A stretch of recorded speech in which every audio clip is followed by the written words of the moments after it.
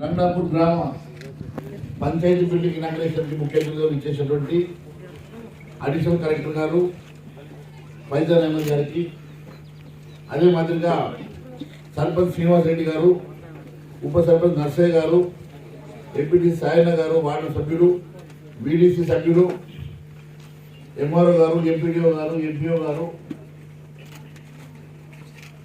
Panchayati Raj deputy executive engineer, deputy executive engineer, వారితో పాటు వివిధ అధికారులు మరియు స్థానిక నాయకులు, నాతోటి వివిధ గ్రామాల నుంచి విచ్చేసినటువంటి ఎంపీటీసీలు, సర్పంచులతో పాటు ఈ గ్రామ పెద్దలందరికీ కూడా పేరు పేరు నమస్కారం తెలుపుతాను. మిత్రులారా, మీకు తెలుసు ఈ రాష్ట్రం ఈరోజు ఉన్నటువంటి పరిస్థితి. మొన్ననే నేను అసెంబ్లీలో కూడా చాలా స్పష్టంగా మాట్లాడినా. ఈ రాష్ట్రంలోని 70% వనరులు కేవలం జీతాలకు తీసుకొచ్చినటువంటి అప్పుల వడ్డీలకు కూడా సరిపోయే పరిస్థితి లేదు. ఉన్న 30%లో గత ప్రభుత్వం ఇచ్చినటువంటి సంక్షేమ కార్యక్రమాలు కానీ, రేపు ఈ ప్రభుత్వం ఇచ్చినటువంటి హామీలు నెరవేర్చడానికి కానీ మరి చాలా ఇబ్బందికర పరిస్థితుల్లో అభివృద్ధి ఈ రాష్ట్ర ప్రభుత్వం ఏ పాటు చేయగలుగుతుందో ఎన్నో సందేహాలతోటి మరి ఈరోజు ప్రజలు మన ముందున్నారు. ఏదేమైనా నేను ఈరోజు మీకు ఒక విషయం తెలియజేస్తా ఉన్నాను. గత 10 సంవత్సరాల నుంచి ఈ రాష్ట్రంలో జరుగుతున్నటువంటి అభివృద్ధిలో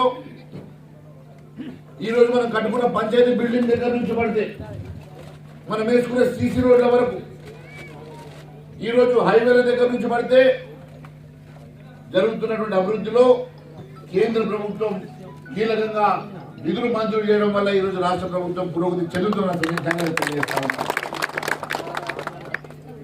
కేంద్ర ప్రభుత్వం ఎన్ఆర్ఈజీఎస్ ద్వారా పేద ప్రజలకు ఉపాధి రకం కలగజేస్తా ఉన్నదో, అదే మాదిరిగా ఈరోజు గ్రామీణ ప్రాంతంలో ఉన్నటువంటి సీసీ రోడ్లు కానీ, బిల్డింగ్స్ కానీ, సిఆర్ రోడ్స్ కానీ, నేషనల్ హైవే రోడ్స్ కానీ, లేకుంటే ఈ ప్రాంతంలో జరుగుతున్న అభివృద్ధిలో ప్రధాన పాత్ర పోషిస్తున్న సంగతి నేను గుర్తు చేస్తా ఉన్నాను.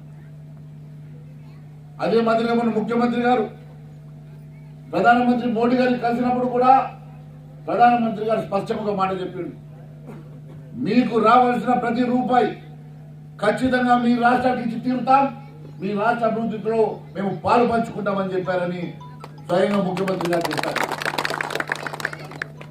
నేను ఈరోజు మీకు తెలియజేస్తా ఉన్నాను, ఎన్ని ఇబ్బందులు వచ్చినా, ఎన్ని కష్టాలు వచ్చినా, రాష్ట్ర ఆర్థిక పరిస్థితి ఇబ్బందికరంగా ఉన్నా ఈ నిర్మల్ నియోజకవర్గ అభివృద్ధి కోసం అవసరమైతే కేంద్రాన్ని కలిసి ప్రత్యేక నిధులు తీసుకొచ్చైనా సరే ఈ ప్రాంత అభివృద్ధి కోసం పాటుపడతామని తెలియజేస్తా ఉన్నాను.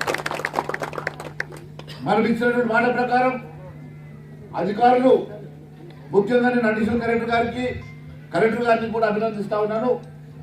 మొన్న ఏదైతే వరి కొనుగోలులో ఎంత పారదర్శకంగా ఈసారి ఎన్నడూ లేని విధంగా గతంలో లాగా 4-5 కిలోల అడిషనల్ గా ఒడ్లు జోగకుండా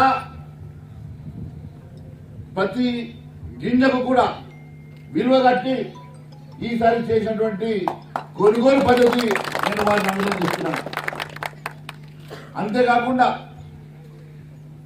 ఈ ప్రాంతంలో నేను మీకు గతంలో మాటిచ్చినట్టుగా ఏ ఒక్క పేద బడుగు బలైన వర్గానికి చెందినటువంటి ఏ ఒక్క సామాన్య వ్యక్తి అయినా సరే ఏ ఇబ్బంది ఉన్నా మీ స్థానిక నాయకులతో పరిష్కారం చేయని పక్షంలో మీ మహేష్ అన్న తలుపులు ఎప్పుడు తెరిచే ఉంటాయి. ఏ రోజైనా మీరు నా దగ్గరకు వచ్చి ఏ రోజైనా ఏ సమస్య ఉన్నా నా దగ్గరికి నేరుగా రండి, నేను మీ పెద్ద కొడుకు లేక పనిచేస్తానని చెప్పినా ఆ మాట కట్టుబడి ఉన్న తెలియజేస్తా ఉన్నాను. ఏదేమైనా